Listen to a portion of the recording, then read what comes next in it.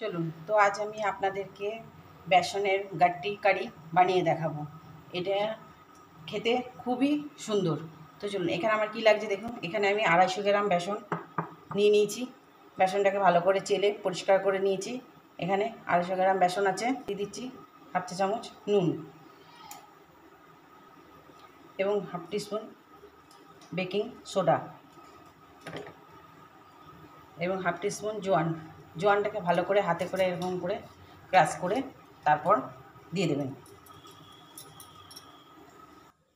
এবং দিয়ে দিচ্ছেন হাফ টিস্পুন হলুদ গুঁড়ো এবং হাফ টিস্পুন লাল লঙ্কার গুঁড়ো। এখানে আমি টক দইটাকে ভালো করে ফাটিয়ে রেখেছি। এখান থেকে আমি 4 চা চামচ টক দই এর মধ্যে ব্যবহার করব, আর এটা আমরা গ্রেভিতে ব্যবহার করব। এবার মিশ্রণটাকে ভালো করে মিশিয়ে নিতে হবে বেসনের সাথে। অল্প করে জল দিয়ে, একবারে জল দেবেন না, অল্প অল্প করে জল দিয়ে যেমনি রুটির আটা মাখে তেমনি করে সুন্দর করে মাখিয়ে নেবেন। না নরম না শক্ত, এইভাবে সুন্দর করে। দেখুন আমার এখানে মাখা হয়ে গেছে বেসনটা। এবার হাতে এরকম একটুখানি তেল নিয়ে সুন্দর করে দিয়ে এটাকে 10 মিনিটের জন্য রেস্টে রাখবেন। 10-15 মিনিটের মতন রেস্টে রাখলেই হবে। এটাকে এখন সুন্দর করে রেস্টে রেখে দেবো। এখানে আমি 2টো মাঝারি সাইজের টমেটো, 2টো কাঁচা লঙ্কা এবং 1 ইঞ্চি আদা, এটাকে আমি একটা পেস্ট বানিয়ে নেব। চলুন, এখানে আমি টমেটো, আদা এবং কাঁচা লঙ্কাটা পেস্ট বানিয়ে নিয়েছি। এবার এটা ঢাকা ছুলে 15 মিনিট আমার এখানে রেস্ট হয়ে গেছে। দেখুন কত সুন্দর ব্যাটারটা হয়ে গেছে। দেখুন একদম, দেখুন না শক্ত না নরম, দেখে বুঝতে পারছেন কতটা সুন্দর হয়েছে। এবার এইগুলো থেকে সুন্দর করে একটা একটা করে এরকম করে লেচি কেটে নেবেন। দেখুন এরকম করে সমস্ত। এবার এখানে লিচিগুলোকে গোল করে পাকিয়ে নেবেন। সমস্ত লিচি আমি এরকম গোল করে পাকিয়ে নিচ্ছি। তো লিচি করা হয়ে গেছে। দেখুন আমি এরকম একটা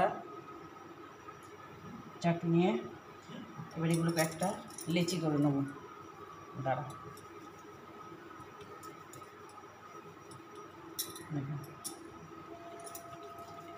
সমস্ত লেচি কেটে নেব। দেখুন এখানে আমার সমস্ত লেচিগুলো কাটা হয়ে গেছে, গাঁটেগুলো। দেখুন আমি এখানে একটা পাত্রে জল ফুটাতে দিয়ে দিয়েছি। জলটা অলরেডি ফুটে গেছে। এবার এখানে একে একে এগুলোকে দিয়ে দেবেন। একটা একটা করে দেবেন, একসাথে সব কিন্তু দেবেন না, যাতে জলটা এরকম ফুটতে থাকে, নাহলে এটা ফেটে যাওয়ার ভয় থাকবে। আমার এখানে সব দেওয়া হয়ে গেছে। এবার এটাকে ফুটতে দিতে হবে 10 মিনিটের জন্য, যতক্ষণ না এটা একটু সিদ্ধ হয়ে যাচ্ছে। একটা ঢাকা দিয়ে দেবেন। এখানে সমস্ত ব্যাটারগুলো হয়ে গেছে। এবার এগুলোকে একে একে ছেঁকে তুলে নেব। দেখুন এগুলো আমি সব তুলে নিয়েছি। আর এই যে জলটা, এই জলটা কিন্তু আপনারা ফেলবেন না, এই জলটা গ্রেভিতে ব্যবহার হয়ে যাবে। দেখুন আমি এখানে একটা কড়াইয়ে 4 থেকে 5 চা চামচ তেল গরম করতে দিয়ে দিয়েছি। তেলটা গরম হয়ে এসছে। গ্যাসের ফ্লেমটা লো রেখে এর মধ্যে দিয়ে দেবেন 1 চা চামচ মতন জিরে, গোটা জিরে এবং হাফ টিস্পুন হিং। এবার এর মধ্যে একে একে গুঁড়ো মশলাগুলো দিয়ে দেবেন। এখানে আমি হাফ টিস্পুন হলুদ গুঁড়ো, হাফ টিস্পুন লঙ্কা গুঁড়ো এবং এর মধ্যে আমার ধনে এবং জিরে মিক্সড করা আছে, সেটা আমি দিয়ে দিচ্ছি এখানে 1 চা চামচের মতন। এই মশলাটাকে একটু নাড়িয়ে নেবেন সুন্দর করে, মশলাটা যাতে পুড়ে না যায়। এবং এতে দিয়ে দেবেন কসুরি মেথি এবং তাতে দিয়ে দেবেন বেটে রাখা পেস্টটা।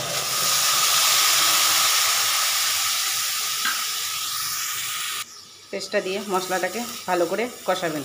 যতক্ষণ না মশলা থেকে কাঁচা গন্ধটা চলে যাচ্ছে। এবং তাতে দিয়ে দেবেন স্বাদ মতন নুন।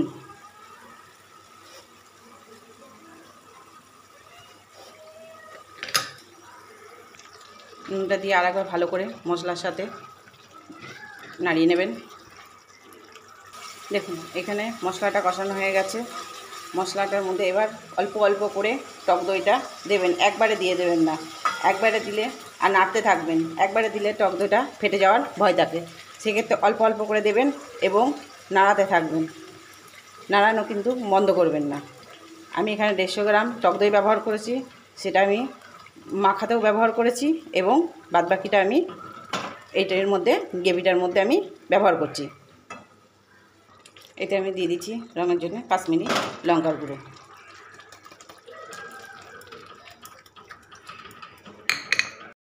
এবার দিয়ে দেবেন 1 চামচ চিনি। দেখুন এখানে আমার মশলা দিয়ে তেল ছেড়ে দিয়েছে, মশলাটা আমার কষানো হয়ে গেছে। এর মধ্যে এই গাট্টেগুলো আমি ঠিক এরকম করে করে আপনারা পিস পিস করে কেটে নেবেন। দেখতে পেয়েছেন আমি এখানে সব গাট্টেগুলো কেটে নিয়েছি। এবার এগুলোকে একে একে সব দিয়ে দেবেন, দিয়ে ভালো করে মিশিয়ে নেবেন মশলার সাথে।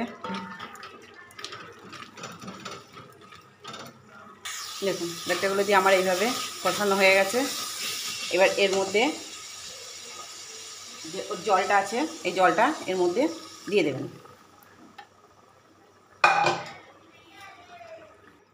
আমি এখানে আরেকটু জল দিয়ে দিচ্ছি।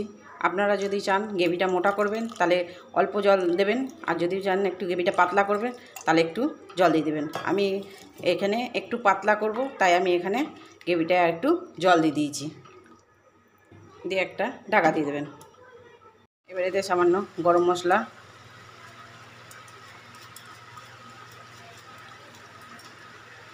এবং ধনেপাতা দিয়ে একবার ফুটিয়ে নেবেন, ব্যাস তাহলেই হয়ে গেল বেসনের গাট্টি কারি। দেখুন কতটা সুন্দর এর কালার এসছে, দেখেই বুঝতে পারছেন, আর এর টেস্টও খুব সুন্দর। আপনারা একবার জাস্ট বানিয়ে দেখুন।